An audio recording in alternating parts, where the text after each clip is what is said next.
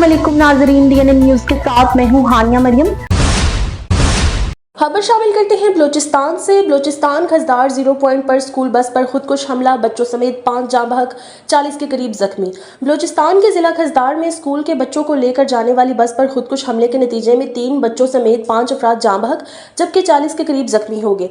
खजदार में 0 पॉइंट के करीब धमाके के नतीजे में स्कूल की बस तबाह हो गई, जबकि बस में सवार 4 बच्चे जाँ बहक और 40 के करीब जख्मी हो गए। डिप्टी कमिश्नर खजदार के मुताबिक बस पर खुदकुश हमला किया गया। डिप्टी कमिश्नर खजदार ने बताया कि इब्तिदाई तहकीकात में मालूम हुआ है कि स्कूल बस में धमाका खुदकुश बमबार की जानिब से खुद को उड़ाने के बाद हुआ। स्कूल बस में सवार 4 बच्चे जाँ बहक हुए। जख्मी बच्चों को इलाज मालजे के लिए अस्पताल मुंतकिल कर दिया गया है।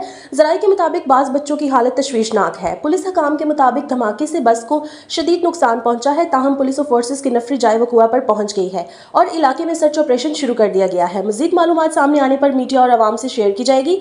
ISPR के मुताबिक ये बुज़दिलाना हमला भारत के दहशतगर्द नेटवर्क ने अपनी प्रॉक्सी तंजीमों से करवाया। स्कूल जाने वाले मासूम बच्चों की बस को निशाना बनाया गया। ISPR के मुताबिक इस बुज़दिलाना हमले के मंसूबासाज, सहूलतकार और हमला आवरों को जल्द इंसाफ के कटहरे में लाया जाएगा।